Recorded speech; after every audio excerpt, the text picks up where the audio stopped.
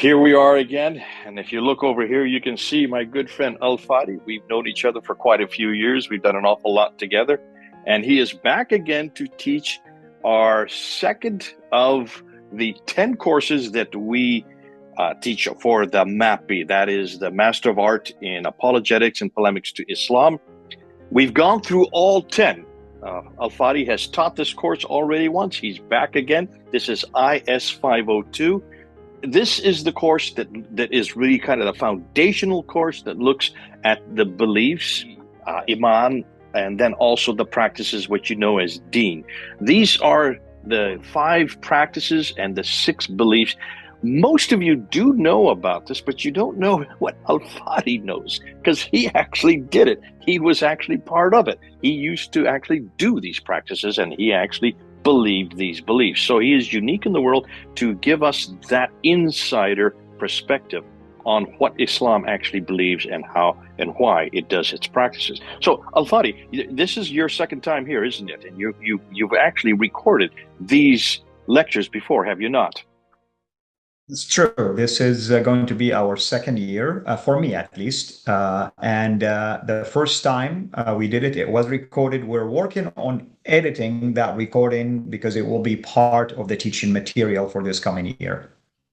Okay, so obviously we're starting this coming at the end of this month. We're almost at the end of this month on the 29th. This is Monday, the 29th of August. Always on Mondays. Our courses are always on Monday night, and they're always at 8 p.m. Eastern time. That's the United States Eastern time. We've made them that the same rule for all of our courses. So August the 29th, we're less than 2 weeks away. You can join us. We would love to have you come with Fadi. He is the one that will be teaching. I will be there with him to be help in the discussion and also in the Q&A after the lecture.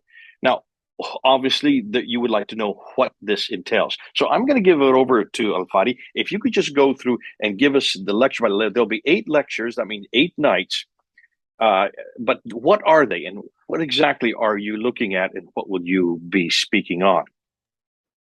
Well, Dr. Smith, as you mentioned, the course itself is titled basically the practices of Deen, or the pillars of Islam, and also the beliefs of Islam, the Iman. So we have the practical pillars, and we have also the faith, let's call spiritual pillars, if you wish.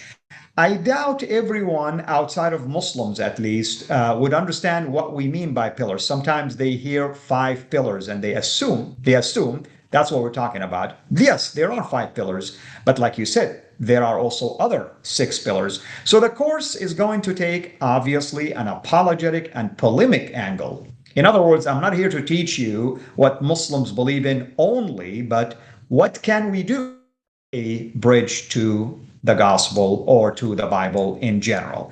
So, for instance, let's take it week by week, if you wish. Or I would say lesson by lesson, because even though you did say it's 8 weeks, we have 12 lessons, which mean some weeks will have more than others. Let's start with the first part, which is what we call the practices, or at least the first part is like just a summary. What do I mean by the pillars of practice? And the pillars of practice, just like the name says it, it's what makes a Muslim Muslim. That's when you do the prayer, when you recite the Shahada, if you convert to Islam, when you give the tithing or the zakah, when you perform the pilgrimage, when you fast Ramadan, and these are called the practices because that makes you a Muslim. In other words, that's what makes a Muslim unique compared to a Christian or a Jew or an atheist or anything of that nature. Like, we use an example, women wear hijab, immediately, okay, so she's a Muslim woman. Why? There is a practice that she did.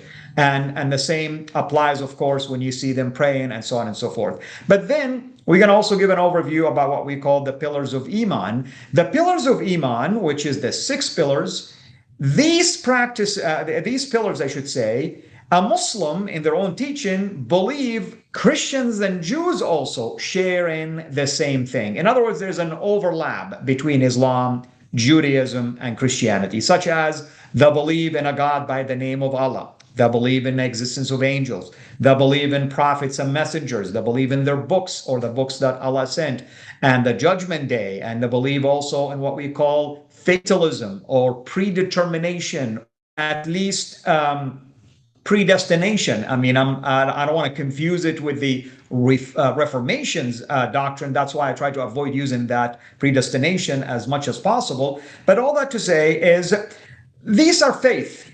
I'm a Muslim. I believe in a God. Okay. But Christians believe in a God and Jews believe in a God. But we're going to start talking about a Muslim think the Christians corrupted that God. And the Jews also don't believe in the same God anymore, or at least they believe in him, but they don't believe in everything that Muhammad, for instance, the messenger of Islam, brought about Islam. And then we'll talk about the angels and why it's important, for a Muslim to believe in that, and the ranks of angels and what these angels do. And then we're going to talk about the books. I mean, obviously, the Quran did mention a number of books by name. You have, for instance, the Torah given to Moses. You have the Zabur or the Psalms given to David. And then you have the Injil given to Jesus. And then you have the Quran. And then it talks about also, books that were given to other prophets. And specifically, it talks about the ones given to Abraham. So we can address all of those. And, we are going to cover these things the first night in general, just the generic overview. And then we're going to take it one topic at a time, if possible. For instance, in the first night, immediately after the introduction, we are going to talk about the importance of what we call the creed, the Islamic creed, or the Shahada, the testimony. A Muslim have to believe in the existence of God, but also believe that he is the only God, that's Allah. And on top of that, believe in his final messenger, Muhammad. It's almost similar to the Shema, by the way, but there is a big difference here. The name of God in the Shema is completely different than the name of God in the Islamic Shahada. And here, where the polemics becomes handy, I will show you that, I'm going to give a teaser here, that if a Muslim believes that Islam is a religion of monotheism, not idolatry, and it attacks Christianity by the claim that you are elevating a human being by the name of Jesus to make him God, then I'm going to point out to you that Muslims do exactly the same fallacy here, and they are elevating a human being by the name of Muhammad, making him equal to Allah and making him an agent of their salvation. So I hope now that I'm giving you a teaser of the kind of depth we are going to get into, because this course is part of a program that teaches you to become an apologist and polemicist also, polemicist, I should say. And that's extremely important for us to get to the deeper level, not just the shallow level understanding what's going on. And then, of course, the next night or the next part will be talking about the daily prayers of Islam. Now, I'm not going to talk about the daily prayer just for the sake of knowing that Muslims pray 5 times. I'm going to talk about where did these prayers come from? Who was the author of these prayer? You hear that Allah is the author. Really? Was it Allah? We're going to tell you who was behind the authorship of this. But most importantly, I'm going to raise the question, where do Muslims, when do Muslims pray and where do they face when they're praying? Why? Here in the course, I'm going to tell you that there is a problem with facing an object when you're praying. And we will talk about that as well. And then we get to the fasting. And from time to time, we're going to talk about the borrowing of certain concepts from the Arab idolaters that lived at the time of Muhammad, or even preceded the time of Muhammad, or possibly even from other groups. In other words, I'm going to show that some of these practices that our Muslim friends do have been borrowed from existing practices already. In other words, there's nothing unique about that. And then we get to an interesting part, that's the tithing. I use tithing casually. It's really, Muslims don't call it tithing, they call it zakah. Now, that's extremely important, Dr. Smith, because the word zakah means to purify, or the act of purification. In other words, you are purifying yourself from sin by paying. Notice, you pay to purify yourself from sin.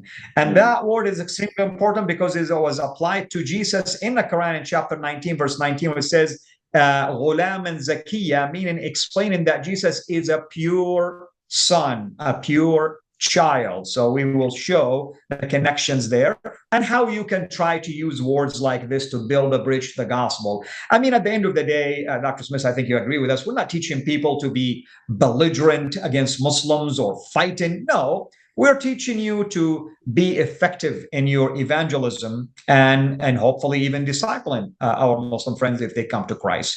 And that would be the conclusion, technically speaking. I should say the conclusion of the practices would be when we talk about the pilgrimage, which is, you have a lot of fun with that. I mean, when Muslims go to Mecca and they visit that place once in the lifetime, if they're able.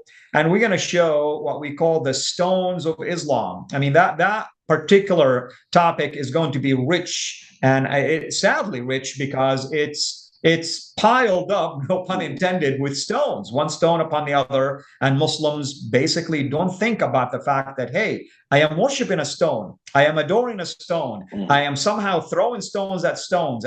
And what are these stones representing, if you wish? So that will conclude the pillars of practice. And then we get into the pillars of faith, and we'll talk about Allah, his name, where did it come from? Is he the same Allah that the Christians use, for instance, in the Arabic Bible? Because you hear this argument quite often, because the Arabic Bible indeed does have the name Allah, but are we talking about the same God, for instance?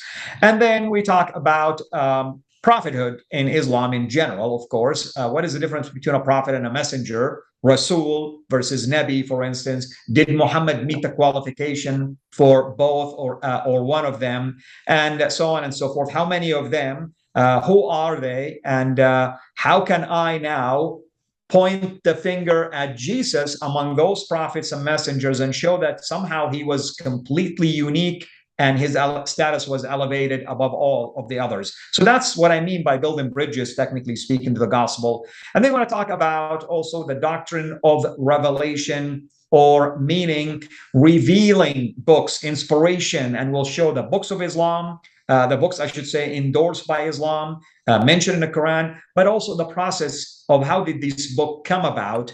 Compare that to the Bible, for instance, even though you are going to hear me mention things. However, the beauty about this program that Dr. Smith is leading is that you'll end up taking a course in the future in this program that digs even deeper into that. For instance, comparing the Bible to the Quran as an example of that. And then we get to the angels, and you'll be surprised that the Quran talks about different angels, and the Hadith talks about different ranks of angels and their purposes and what they do, and so on and so forth. So we'll talk about that. That will be an interesting one. And then we'll get into the doctrine of predestination, al-qadr, or what we call the fatalism, that everything in the life of a Muslim, or humanity in general, really, is predetermined by the God of Islam. We'll talk about that, and we'll talk about the viability then of inviting someone to come to Islam if his life has been predestined anyway. So what's the point behind that? We talk about how that impacts the character of Allah himself. Is he really a forgiving God? Is he a merciful God? Or is it just a show, technically speaking, because he has already predetermined where you are going to go after your death?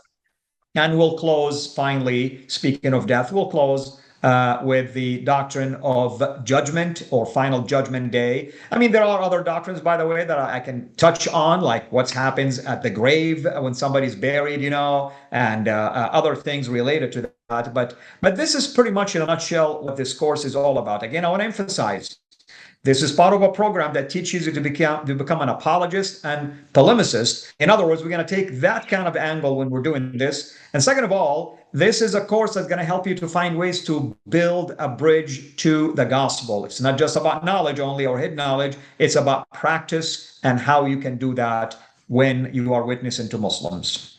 Okay, so you're getting actually 12 lectures in 8, built into 8 different weeks. Now, this is going to start from the 29th of August, going through 8 weeks, takes us right up to October 17th, Monday, October 17th, all of September and most of October. But that's less than 2 weeks away. So you certainly need to register. How do you register? If you're taking it as a master's degree student, and there are three categories that you can do, as we do with all our courses. If you're taking as a master's degree student, you do need to register right away and make sure that you are vetted, because you have to have a bachelor's to get into a master's program. This course is 3 credit hours. You need 36 credit hours to get a master's degree, which is 2 years of taking all 10 courses and 3 others beyond that. But the 10 courses that we teach for the MAPI program, this is number 2 of that whole. You don't have to start from number 1 and go it sequentially. You can come and start at any time, at any point. That's the beauty of this. But this one, IS 502, starts on Monday, the 29th of August at 8 p.m. Now, who can take this? Well, anybody can take us as long as you're a Christian. Now, I know this gets a lot of you upset. You say, hold on a minute, I want to take it. I'm an atheist. I've never really believed in Jesus Christ as Lord, but can I still take it? No. This is a seminary. We do belong to a seminary. And so this is really only for Christians. And that's one reason why Al-Fadi and myself and Dr. Daniel Janasek and Brew Baker and also Dr. Paul Blackham, we are all part of the staff. We are all on staff for Veritas International University. We represent Veritas International University, and that's why we have to make sure this is only for Christians. If you believe that Jesus is your Lord and Savior, because he died and rose again on the cross for your sins, for heaven's sakes, do register. You need to do it before August the 29th. You need to write to this email that I have right here at the bottom. And it's very simple. It's info at ves.edu. Just info at ves.edu. Tell them you'd like to register for IS 502, Al-Fadi's course, that begins on August the 29th. They will tell you then what you need to do. Now, there are 3 categories. Let me go through them very quickly. The master students that I've just been talking about is for 3 credits. That means that you're going to have to be not only listen in on the lectures, involve yourself in the discussions.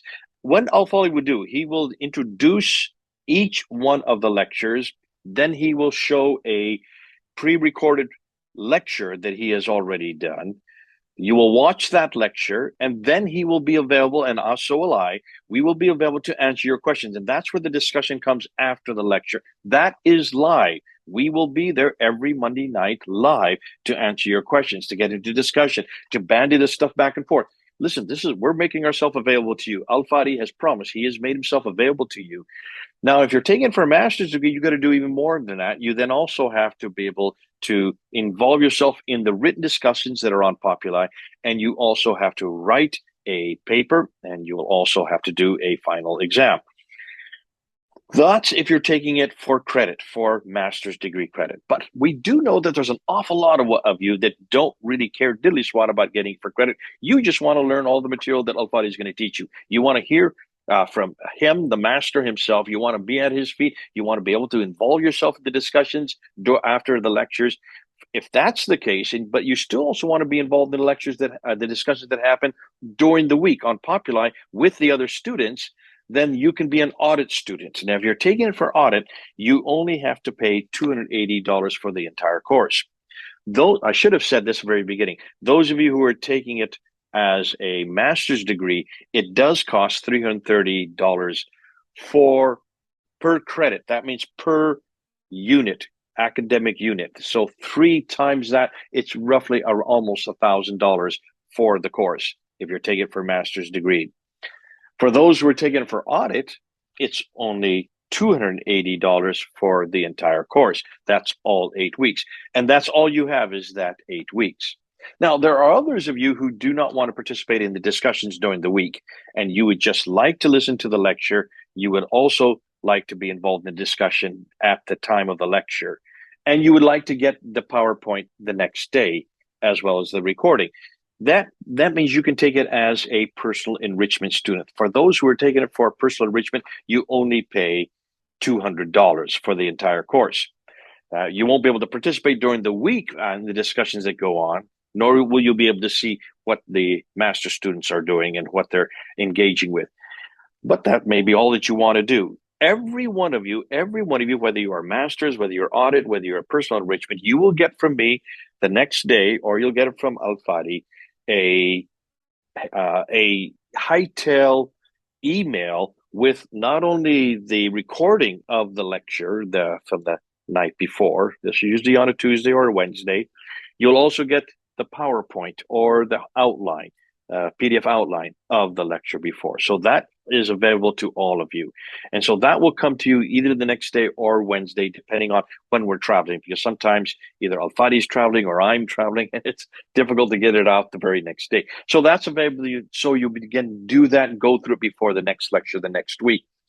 Now, obviously, you do need to register and you need to get it in quick. That doesn't mean if you don't get it in on the day, you're not going to be allowed in. No, you'll still be allowed in even after the August the 29th. But we do want to get as many of you there. We do want to see you on Monday, coming up in just under 2 weeks. And we want to engage with you. Al Fadi is here to engage. I'm here to engage.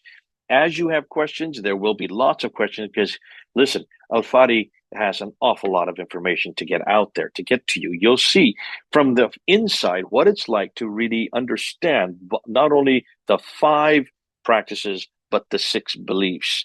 I don't know of anybody else who can do it better than him. He has grown up his whole life doing these practices and beliefs. You're going to get it from the horse's mouth, but he has now come out the other end and he has taken on the lordship of Jesus Christ as his Lord and Savior. So he is able to do so from a very critical standpoint, both apologetically and polemically. Great to have you on board, Al Fadi. Any one last thing you want to say before we end off and invite people to register? Looking at, there is the email that you need to register. Last thing, over to you. Absolutely, brother. I want to second what you're saying. I want to encourage people to take advantage of this. And even if you feel like you cannot attend every night, you will be able to watch the recording. You will be able to get your hand on the PowerPoints.